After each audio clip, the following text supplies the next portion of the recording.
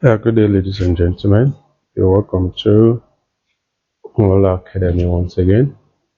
I want to appreciate the show of love by liking and subscribing to our videos. Please, we create your indulgence to also do same here. Today, briefly, we're going to be looking at how you state your hypothesis in your research. So we have tagged this stating research hypothesis. And as usual, we've lined up the 4 subtopics where we identify what a research hypothesis is. Then we'll also examine the characteristics of a good hypothesis.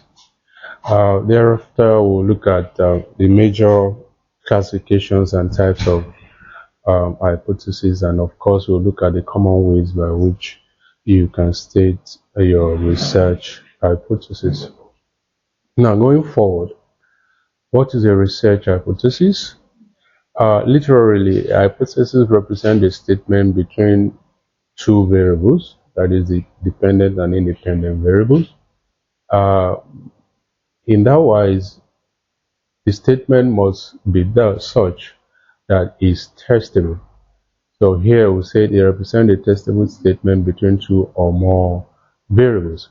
Also, we can say research hypothesis is also a statement that requires validation through empirical means, empirical investigation, empirical testing, and the like. So also we say for you to describe a research hypothesis, you can say that it tells you about how one variable behaves as a result of the influence or the impact or the effect of another variable. So basically you talk about the dependent and independent variable. However, there are other variables that could influence the dependent variable, as the case may be. But here we have just focused on understanding the basic meaning of research hypothesis.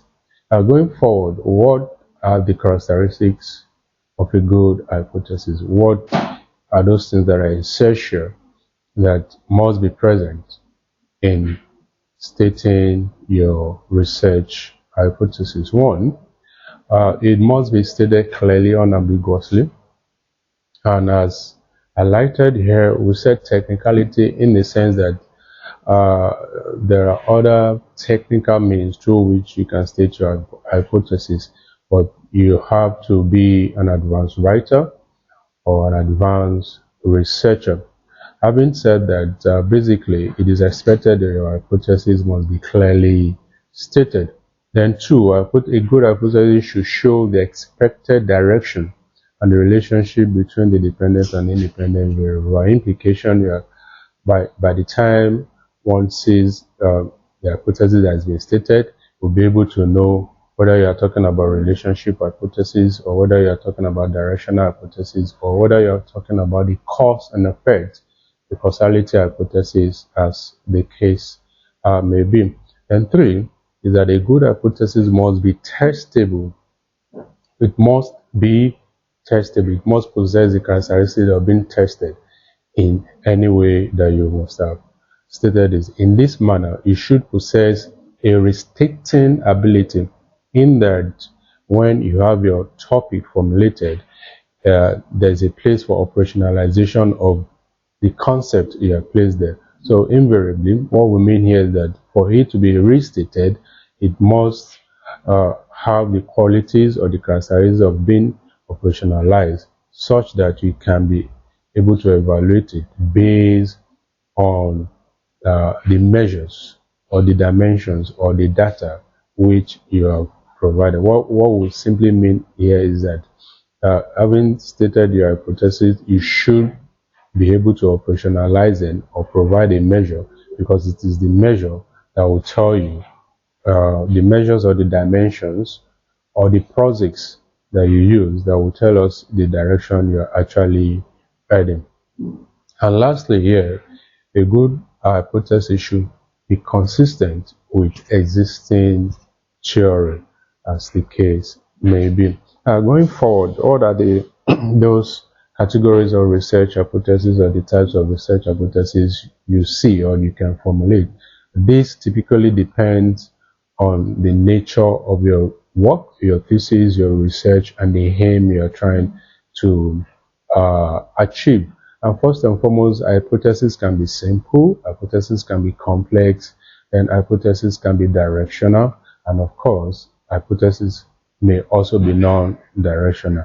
There are other ones as it could be null hypothesis, and of course, it could be associative or causal hypothesis. But in the meantime, we'll talk about the simple hypothesis. Just as the name implies, simple comes with a single or singular form of relationship between the dependent and independent variable. An example is what we have given here.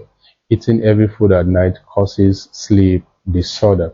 You can say that it's just a very simple statement of hypothesis, as we have said.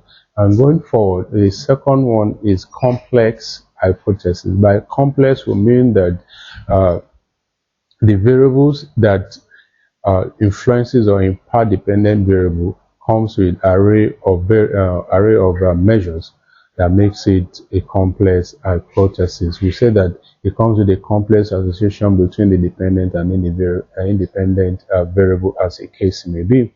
And looking at the example we have cited here, we say what significant influence does treasury bills, local bonds, diaspora bonds, and multilateral credit has on per capita income.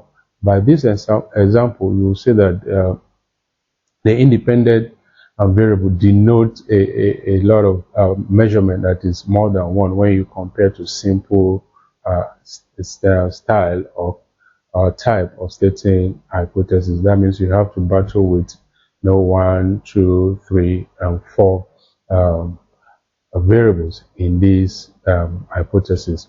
Also, there's what we call the directional hypothesis. By directional, it tells you the extent or the means or the location, or perhaps where you are heading in your study. So it simply suggests the direction with which the variables are connected. An example is given here by here, where we say that there is a positive. By positive, you mean you have a direction that you're following.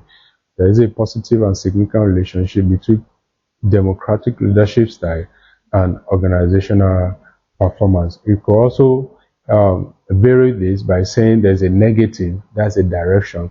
There's an increase, there's high, there's low, as the case may be.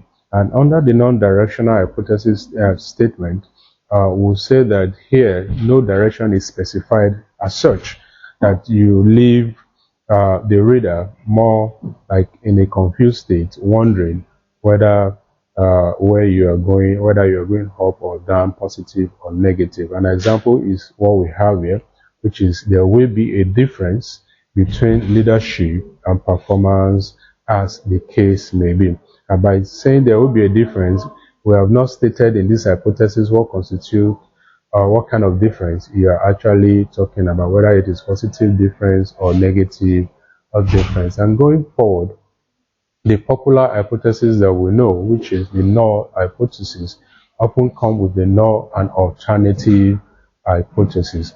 And here we say that when you talk about null, it is one of the most common type by which you can state your hypothesis. An example is stated here.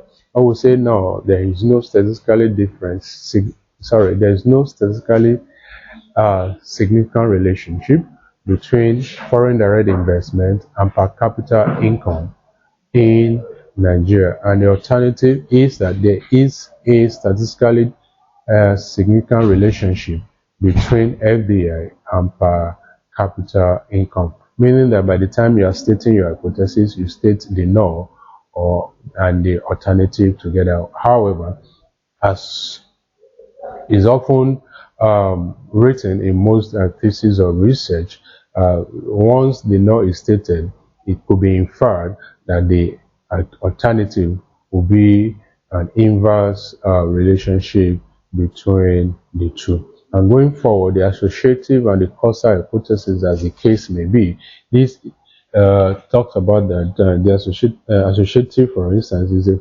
simply predict change relationship, while the causal proposes the change relationship. One predicts it and one proposes it. An example of associative as stated is that there is a positive. That means it's predicting that there will be a positive. Even the result of the test of the empirical investigation or analysis will say whether it is actually positive or negative. Whereas on the causal type of hypothesis, here an example is increase in price of butter bread causes shift to wheat bread, as the case may be. So there are different categories of research hypothesis. The study you are working on and will depend on the type of statement of hypothesis that you are going to put. On the concluding part, we want to quickly say the most common ways of stating hypothesis, as we find in most studies, research, and papers, articles writing, as the case may be. One of them is that there is no significant relationship between A and B. That's an example. Or we'll simply say that A has no statistically significant relationship on B. Another way of stating hypothesis that we all know is that there is a positive and statistically significant relationship between A and B. And also we can say A does not significantly influences B. And like I said earlier, depending on your level of writing, depending on your skill, ability, and of course depending on the person perhaps that is supervising you, how knowledgeable he or she is in advanced research, the research hypothesis may be worded as we have in this last one, that the association subsisting between A and B is not significantly true. Thank you, and we hope that we have been able to assist you in how you can state your next hypothesis in your next article, your paper, your thesis, as the case may be. Please, we create your indulgence, so please subscribe to this channel, like it, make a comment so that we can continue to improve and share. Thank you.